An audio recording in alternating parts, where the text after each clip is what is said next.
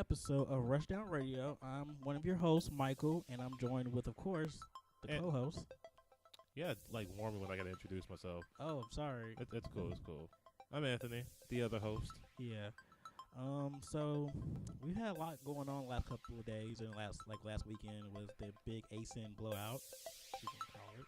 I don't know if it's called a blowout, but it was certainly a great convention. I'll say that. My experiences were subpar, but we'll get into that later in our discussion of the convention, all the happenings. But we've been playing last couple of days or last week. You know what? Lately, I've been playing a lot of Pokemon and Street Fighter, and there are reasons behind why I've been playing Pokemon again. I will get to that when we get to the discussion. But Street Fighter, I've been getting prepped for Ultra, and I gotta be ready. I gotta have my skills up. So I see. Well, the only thing I've been playing was, let's see, I just got Dragon Guard 3. I'm still continuing my quest to breed Bradley Default and playing Conception 2 and trying to continue back on Red Rock Odyssey. So, yeah, that's my few games I'm playing. Oh, I've also been playing Kirby. That's a guilty pleasure, and I've been having fun with it. Don't be ashamed of guilty pleasures. I'm not. That's what I'm telling people. I play Kirby. You're out of the right fan of Kirby? Yes. You're not going to be in the closet anymore? Nope. I'm a Kirby fan, and I'm proud. Okay, well, let's get into our stories for the week. All right, guys, our next story, which will be our first this week, would be Microsoft invites Neogaf admins to attend E3, but they declined. They weren't about that. That's how Neogaf rolls. They're not about that life. So, over the last couple of weeks, of course, people have noticed that Neogaf refused badges to E3 after Microsoft gave them, opportunity to come as their guest. Well, Neogaf, I guess the admins have, this neutrality, ideal with their website. So they figured they should continue on with that even when they go to stuff like E3. So they can't go as just admins of Neogaf. They figured we're not going to go at all. But in more specifics of this, the Xbox Live Director of Programming, Larry, decided to try and rectify the situation. He offered them tickets, and it went like this. This was a part from Twitter.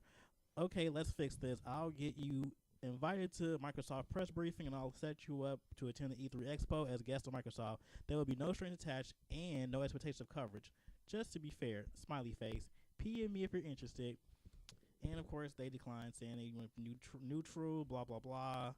Yada, yada, yada. And he even wouldn't say it's still the offer still open if you're interested still. So, Anthony, You go, Neogaf, sticking to your guns. Sticking to your guns. Because they know that they know evil when they see it. Why is it got to be evil? Because, the very fact that you have to negotiate that there's no strings attached. What was the first offer? But it's smiley face. No. You know what you do for smiley face? You know why you put smiley faces on things? To get girls to like you and think you're cool. So they wanted them to think they're cool. This sounds like a hookup, okay? That's what this sounds like. They sound like they're trying to hook up with Neogaf, and Neogaf is playing hard to get, which I applaud them for. You play hard to get. You get the real stuff. They just wanted to help them out because they know how big of Neogaf is, and they know how important it is to the industry, at least for the help fan out side. Neogaf? Yeah. Oh, that sounds like they're trying to help themselves out and get some coverage on Neogaf. Yep. Yep. Really? You think they're trying to be that advantageous for Microsoft? Like they really need Neogaf? Yes. Okay, explain to me just quickly how Neogaf is going to benefit Microsoft if they win. If they went, then they will cover mostly, Microsoft stuff because they will feel obligated because Microsoft invited them. That's why they're there. But he said no strings attached. Yeah, that's BS. That's a bunch of BS. It's like no strings attached. You know why that's stop. You know why that's BS? Because Cobra Commander runs Microsoft, What? and there's always a string attached. God. Yup. Cobra Commander. That is how evil I'm calling them. Cobra Commander. Really? Yes. So what? I thought you would say Hydra, honestly, but I'm surprised you said Cobra Commander. I like Cobra Commander more. Hydra's cool and all, but Cobra Commander was like the original evil guy. Wow. He's so evil you don't know what he looks like. Well, I do respect Neogaf for, standing by their neutrality, ideal and ideology, which is behind their whole website. Even though I think they should have went anyway. If they're gonna go, like they said, they should go as Neogaf, not Neogaf. As brought to you by. Or you just went as actual guest and not went as Neogaf, not as press. They could just went just to go. I mean, why aren't they? Why can't they go as Neogaf or as Well, press? because they're not considered a big, retailer, or not retailer. They're not considered a big press or a publication enough to be able to go to E3. Oh, okay. That's the whole thing behind it. They're just pretty much like a forum. It's a huge forum, though. I mean, them and 4chan. 4chan doesn't need to go there. No one invites 4chan to anything. Tell 4chan to stay home. Neogaf deserves things. 4chan is the reason why Neogaf can't have nice things. Wow. 4chan and Reddit. Okay, Reddit is not specific to video games. It's just that video game news is the most interesting thing that goes on Neogaf. Not Neogaf, but for Reddit. I'm getting them all mixed up. Okay, here's how you know. Neogaf is good. 4chan and Reddit are evil. Those are the people that Microsoft should have invited. They should have invited. Wow. Okay. Well, I guess that kind of wraps up that. So, all right, guys. Our next story for this week is Google is trying to buy Twitch. You know, that really popular video game streaming service that everybody loves. Well, you might just have to have a Google account to get Twitch soon. So, I find this kind of funny because more and more gamers on YouTube are using Twitch, and it's because of YouTube. YouTube put up this whole copyright thing, which made gamers have to move to Twitch, and that's why it's becoming so big. If people don't, know, it was already big to begin with, but with Twitch not saying to gamers, "Oh, we don't have that copyright crap going on," they're like, "Yay, safe haven." And so now YouTube, realizing that Twitch is becoming such a big thing, they're like, we kind of want to buy that. Now, who knows how long they've been talking about buying Twitch, but I'm a personal naysayer for this deal because I feel like they're just going to bring all their policies that gamers didn't like and bring it to Twitch. Sure, $1 billion can buy a lot of infrastructure, a lot of new equipment, a better Twitch. It can, but will it? At what cost is what you're saying? Exactly. At what cost do you get a better Twitch?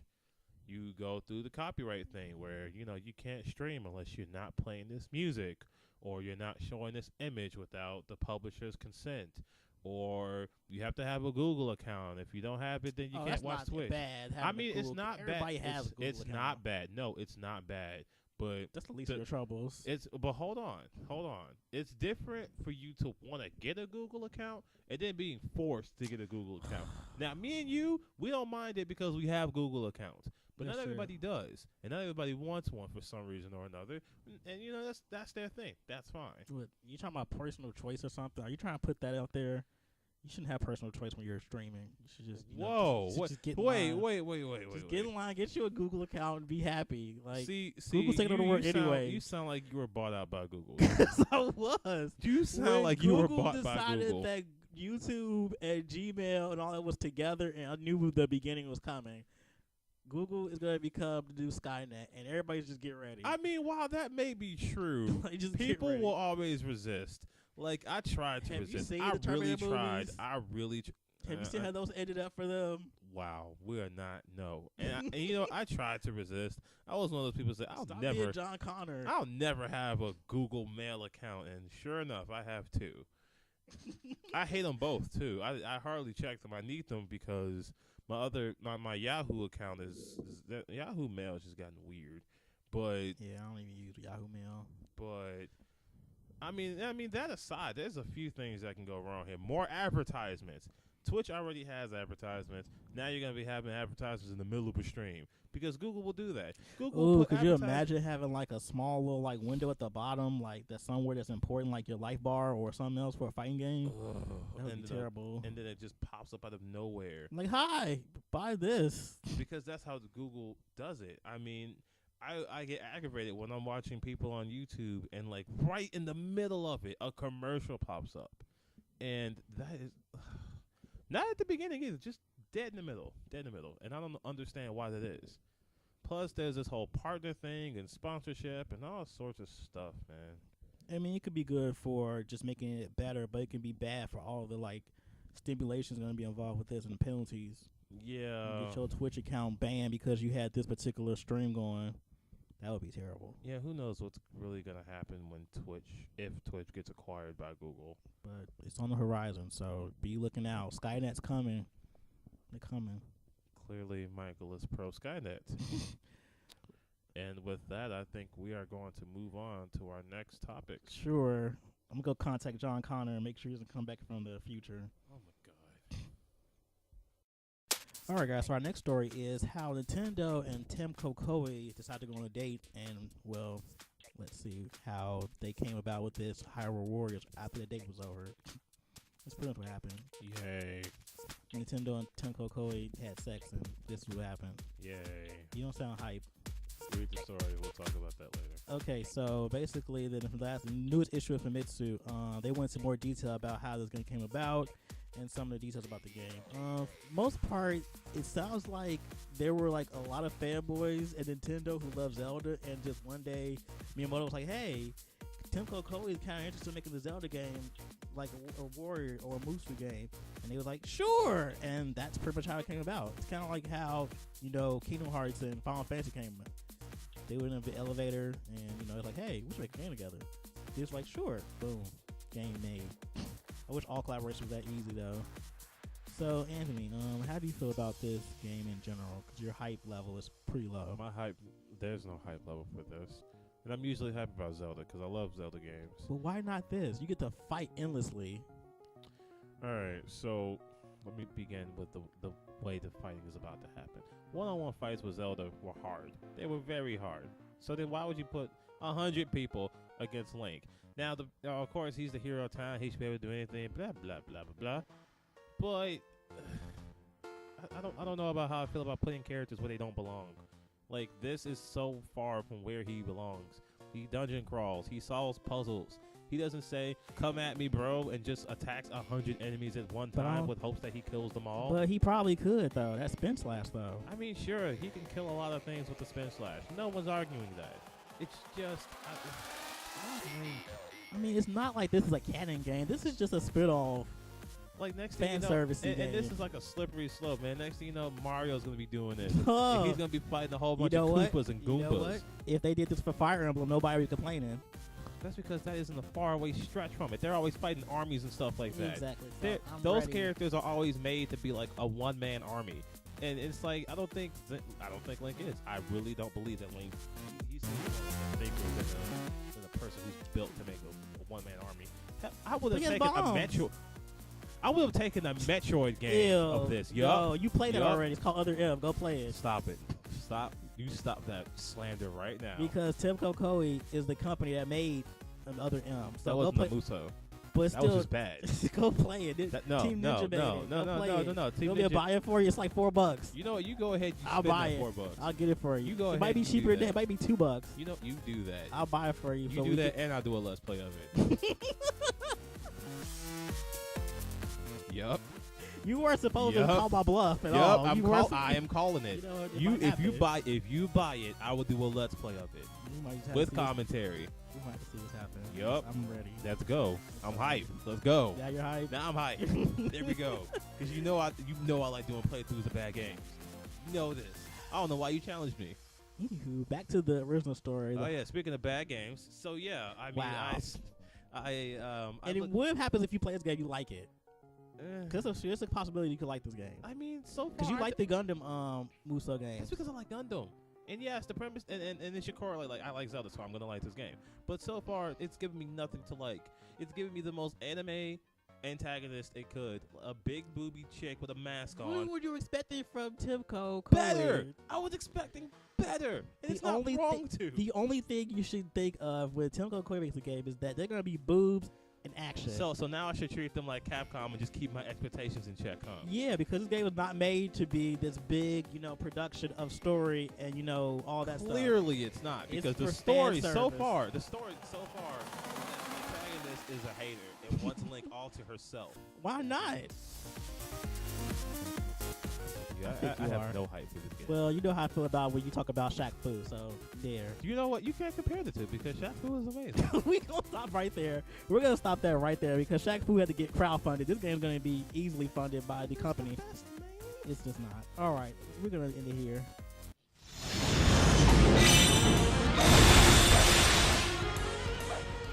right, guys. Our last story of today is all of the DLC shenanigans for Ultra Street Fighter 4. None of which will be on disc. Oh, zinger! You had to do it, didn't you? You just had to say that. I had to. So, pre-order Ultra Street Fighter 4 For how much? for $15 on PlayStation Network. What a deal! I have no idea if they're doing the same pre-order deal on Xbox Live. I don't know. But Let's hope they are. Let's be fair here. That would be because so wrong. because as much as I love it on PS3, it was made to be on Xbox 360, and I can't deny that. Yeah. But if you pre-order it, you get the costumes, the theme for your your cross media bar, and you get the game at midnight. Now, mind you, people who actually wait for the PlayStation Store updates, they wait till 5 o'clock. That takes so long. It takes so long. You can get your copy at midnight. It's like midnight release in your own home. That alone should be enough for you. I hope this is a new trend because I hope more games decide to have midnight releases for their games if you pre-order it. Like, Capcom did something very smart in lieu of all their mistakes, and I applaud them. Midnight release of a digital game is a midnight release in your own home, and I am hype about that. I'm too hype.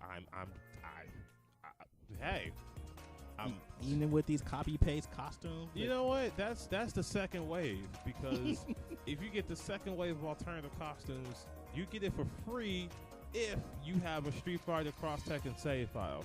Doesn't say anything else besides that, which means all you gotta do is borrow your friend's copy, create save data, and give it back before you get the Street Fighter Cross Tekken germs or whatever you're afraid of when you play that game. So that's all you need to do. You get 5 free costumes. I don't see the problem with it. I don't either. I think this is a good idea for them. It's just the fact these costumes are already seen before. Well, DeCapre having Cammy's costume, that's new.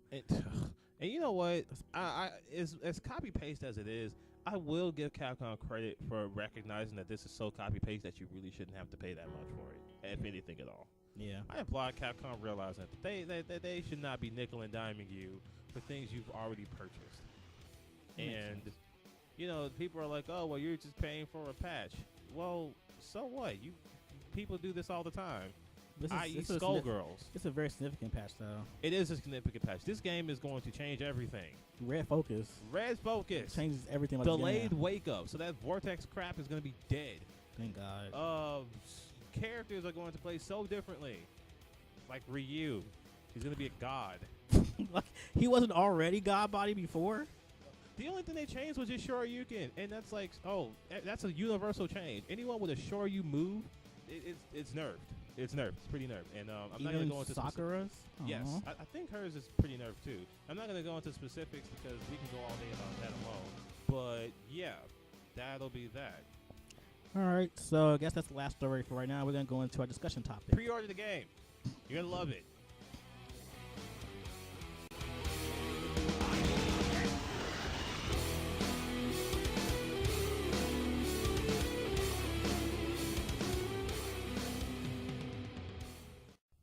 Alright guys, so our last portion of today's episode of Rushdown Radio would be us discussing ACEN, which just recently occurred, which is the Anime Central convention for anime lovers and weeaboos and otakus can come together and have fun. I mean, we're not otakus or weeaboos. We just like going for, the cool stuff. Okay, we can't say we're not at least somewhat otaku or weeaboo. Okay, I'll take otaku, but not weeaboo. I mean, I have weeaboo taste in video games. I can admit to that. You do that. I'll take an otaku and nothing less. Okay. But you want to go first because you had a pretty subpar time. I did have a subpar time. Okay, I always highlight the good points of ACEN first before I rip it a new one because it just seems so wrong to just say mean things about it and not have like anything positive to say. So I will say that ACEN does provide a great amount of entertainment and things to do. And yeah, they have a lot of entertainment things to do. Like, they have plenty of panels, some good, some stupid, and some why is it even here. They had great guests. I think this year probably had the best amount of guests that they had here. Like they had not Miyamoto, I'm so god. They had Uematsu who had a concert, which unfortunately I didn't get to go to because you had to be up at like the crack of dawn to wait in line for a ticket. So. No, really, because we were at a hotel and we saw the line.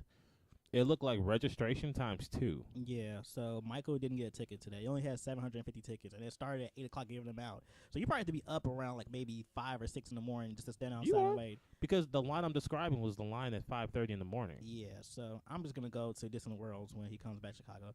But he even did like a surprise signing, too, in the dealer's room, which was cool. Who else was there? There was some girl named Angela. I think she's like a really big J-pop artist. And then the Wake Up Girls were here this year. Let's see who else. Oh, Travis Willingham and Laura Bailey, who I'm like a super fanboy of both of them. And if you don't know who either of them are, Travis Willingham does the voice of Gaius from Tales of Xillia, and he does the voice of Roy Mustang and a few other characters I can't think of right now. And Laura Bailey does the voice of Lust from Fullmetal Alchemist, and she does the voice for Sarah, and she does the voice of Catherine from the game Catherine. So, yeah, they have a long list more than just that. So, I actually did get to see their panel. I actually was attending that. That's probably the only thing I actually did at ACEN was the panel. So, but yeah, entertainment-wise, A+ for ACEN with that. They know how to put together a great amount of entertainment for people. But I'm not going to talk about the bad yet. I'll let Anthony talk about the good, too. So, my good points were mostly had in the game rooms because they had the traditional arcade where you put in the quarter, you play your games, and they had the more console-based game room. I tried them both out, and they were both pretty awesome. I mean, the only thing that I would ever have complained about is the Hyatt's bag policy. A lot of people had a lot of bags from a lot of places, and you couldn't take them into the game rooms, which really sucked. And they weren't even allowed to do bag checkout. But, I mean, other than that, that was a small gripe, especially at a hotel.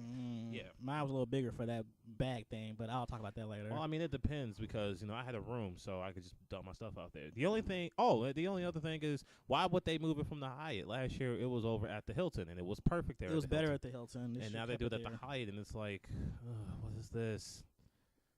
So, I mean, I guess that's my own personal gripe because if it was over at the Hilton, I wouldn't have had to, travel so far. And you probably had a bag check area, too. Mm-hmm. They did. Like they did last year. They had the bag check. Yeah, so. But the good was that they had plenty of things to play in there. They had things from, computer-based House of the Dead. They had every generation of Smash Brothers. Of course, they had Killer Instinct. God, I played some Killer Instinct. That was fun. They had Call of Duty. They had import games. They had just about any game that's popular right now. They had it. And they had tournaments for each of them. Yeah, they had a really big turnout for that Blaze Blue tournament. I looked at the standings for it a couple days later. There was I think 42 people that entered that tournament. That was pretty big. The only thing that could have matched that, I think, was the Pokemon tournament. Oh God, Pokemon's a big thing with that was fans. It was supposed to be just a hangout, but because so many people came, it became a tournament. It was great. Good times with that. And I made a lot of money there. It's like you gamble. I made money off JoJo's, which is hilarious because JoJo's is nowhere near a competitive game. But people were doing money matches, and I just happened to be there. Right place, right time. I did some money matches for Killer Instinct because that game is not hard to play. And I played Fulgore for the first time at ACEN, and that's who I stuck with, and that's who I was good with. Fulgore's good. Fulgore is great, and I played a bunch of other Fulgores, and against Fulgore, I am pretty undefeated. The only character I really had a problem with was Spinal. Spinal puts everybody to shame in that game. Except Jago, who was another character I had a problem with. No, Jago, that's because he's a really good game. Spinal and Jago were my only problems. Everybody else was like, I can do this. And I did. It was awesome. It was great. Well, I guess we should turn this to the not-so-fun parts of ACEN then. Do you want to go with your few little gripes? Because I have a nice little laundry list. So, like I said, the bag checkout thing was stupid, and the Hyatt staff were just as stupid because the way they have you do lines in that place is just you have 6 attendants and only 3 attendants are actually doing work while the other 3 are just sitting there kind of twiddling their thumbs for a minute, and then they take attendance, and it's only 3 are working at a time for some reason. So the Hyatt wasn't exactly accommodating. People at the con were acting literally self-righteous, which is to be expected, but I almost got into like a verbal altercation with these people across the hall because it was on the hallway, and I just happened to be standing there while people were just going back and forth being noisy, and then she just comes out like, "We're trying to sleep," and it's like, I could have told her a whole list of reasons why she sounded retardedly stupid, but yeah. I don't think bad cosplays counts as a gripe. No, that's kind of expected at conventions. Yeah. Other than that, overpriced stuff isn't a gripe. Yeah, that's kind of they know they can like get people over because people come there thinking, okay, I can't find this anywhere, so I can get it at this convention for it could be convenient.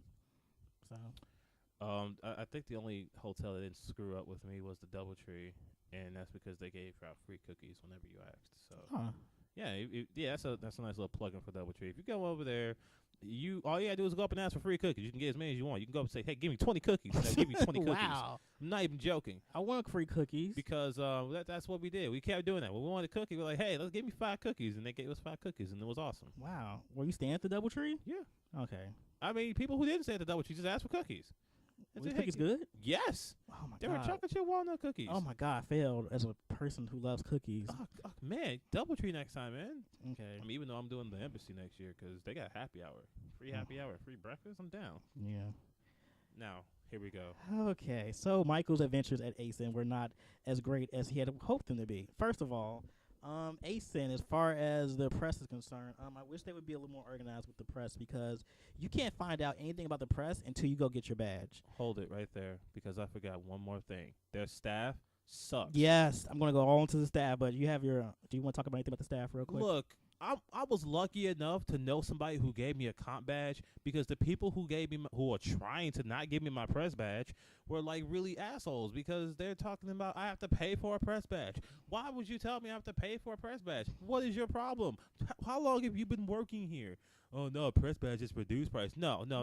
You clearly came from You clearly came from C2E2, my friend. Yes. So you know what? Fuck you and the train you rode in on. I already have a badge. Joke's on you. And yeah, fuck ACEN staff. Please continue. Yeah, the ACEN staff is probably my worst part of this whole experience. Not to mention that, when I did go to the Travis Willingham and Laura Bailey their panel, even though I missed the press panel they had during the day because they had them at they said the Travis started at 11:30 and then Laura started at 12, but you couldn't find out any of that information until you actually go there, which I requested. Hey, where's the panel's schedule? So you really can't plan a lot of stuff unless you actually go there, and that takes a lot of time to go there just to figure out what stuff gonna happen. Like you should be able to have this beforehand. Now, actually dealing with the panels and dealing with the press, dealing with the ACEN staff. So I think they need to learn how to actually facilitate their panels better because for some panels that are gonna have way more people there, like the one I went to, there were like a line wrapped around like 4 or 5 times for that Travis and Laura press thing. Not press. That's the panel. Yeah, the panel. So that room filled up really quickly, and it took like maybe like 15 minutes prior just to get everybody in there. So that's one thing. Now for signings, I wanted to get my stuff signed. This is a very sad story. Long story short, I didn't get my stuff signed by either of them. Now I asked like 8 people at ACEN just about because I got there at a pretty decent time. I got there like 10 minutes before the signing started, so I'm like, okay, I can get there. I'm asking everybody where it is. Unfortunately, this particular part of ACEN wasn't put in the guidebook, but every single staff member decided, let's look in the guidebook. I'm like, it's not in the guidebook to myself. And I told them, like, it's not in the guidebook. They just add this today. Well, you probably missed it, but yeah, or you probably canceled it. I'm like, they probably didn't cancel. I'm going around maybe 20, 30 minutes looking for someone who knows. Then I finally find the service desk, and she didn't know. And then I go to the customer service desk, and that guy didn't know anything about anything. And then I'm looking on a little table, and I see signing for Laura Bailey. And they have all the signings listed. I'm like, how do you work here, and you don't even know anything that's going on? And then by the time I get to the signing, it's already filled. So I didn't get my stuff signed. So I was pretty pissed. I actually left at that point. So I want to chime in on the ACEN staff not knowing anything and stuff like that. So I actually witnessed a altercation occur with some ACEN security and stuff like that, and a very unhappy guy who was not okay with leaving stuff around in the game room. So he was rightfully upset because he had some pretty valuable stuff in his bag, and the policy of not being able to take your bag in the game room was like, that's pretty stupid. So in order to help quell the guy, they get the instant response team. Are you kidding me? those guys are meant for like if fires break out or if a fight happens. Yeah. Not because of a disgruntled guy who's like, to be fair, he was a little too, agitated. He's like, I want a refund because I should be able to go to the place and do blah, blah, blah, blah, blah, blah. And like, they're like, look, we're volunteers. We don't get paid for this, blah, blah, blah, blah. And I wanted to chime in and say, well, that's your prerogative. You shouldn't try to get a free badge if you didn't want to work, actually. Right. Do your job. And I kind of feel like that's the attitude that all ACEN staff take. They're volunteers. They will get paid for it, so why should they do their job? No. If you're going to get a free badge, earn your badge, dude. If you didn't want to work, then don't find a friend that works. That's what I did. Find a friend who was dumb enough to work these conventions. There's a lot of them. Plenty Make friends. Network. Get out your closets or your computers and things and talk to people. Or start a podcast and make your own and get a press badge. You don't need much. You need to know how to write letters in a business card. Yeah. Come on, man. But ACEN staff is like terrible. Oh God, that's the worst part of ACEN is the staff, and that's probably the most important thing because how are you supposed to have fun if you don't know where you're supposed to go? If you don't have no one to ask, you've had no resources to get things where you need them, especially for an event that big. Like you need to have people who want to be there. I actually wish you had I had known that you were going through all this stuff because I knew personally at least a third of the staff at ACEN. Like a third of the people who are working there I knew as like friends outside of that, and they probably would have been able to help you a lot more than the people who you had to encounter. I encountered some really dummies, like some real unfriendly, unhelpful, like the guidebook. Like they keep telling me I can look in the guidebook myself. Like, God, I'm so bad. See, that's another thing about ACEN. Misinformation. Yeah. There was a lot of that going around because one big mistake that was made was that there was a lot of people looking for a Pokemon tournament on Saturday. But what the guidebook didn't tell us was that it was a card game. It was for the card game. So a lot of Pokemon players were confused. It was like this big crowd, like what's happening? And the reason why they were so confused is because the guidebook was contradicting the app that they have. Oh, that's not good. So that's another thing. Why put out an app with contradicting information, guys? I mean, what is going on? I don't know. I mean, this is the stuff people won't tell you about conventions. Yeah, the underbelly of, the conventions. I mean, I did have fun on Saturday. I can't lie. I did actually have a great time on Saturday. I got to meet Travis Willingham and Laura Bailey. I didn't get to do anything signed, but I did meet them. They had a really great panel. I will be uploading a video of that later this weekend probably. It was a really good panel. Like, they did spot. I'm glad they came because they made my ACEN weekend pretty much. I wish I was met with Uematsu. God, it is Uematsu. God, my names are just like, I'm thinking about ACEN getting flashbacks. It's making me upset. That's probably I'm getting. Hey, but it's okay. I know. Because I am trying to go to Youmacon. I think you should try and do the same. Maybe we should. Maybe we could have a better experience than ACEN. Especially since some of those guests, man, some of those guests are going to be top tier. You're going to like it. Yeah. All right, so I guess we're wrapping up this episode of Rushdown Radio. You have any final thoughts really quick before we go away for this week? Take our con stories as cautionary tales if you've never been to one. Cons are fun if you have a lot of patience. Yes. Also, I for those who are looking, Tyler will be coming with a new playthrough of Devil May Cry 2. Wow, that should be interesting. Yes. To say the least. I might even make a trailer for it. Wow. Okay, so on that note, thank you guys for listening. We'll be having, of course, new videos posted sometime this week, so keep looking out for new stuff. Go to our website at rushdownradio.net for news and shenanigans. Thanks for tuning in. We'll see you in 2 weeks.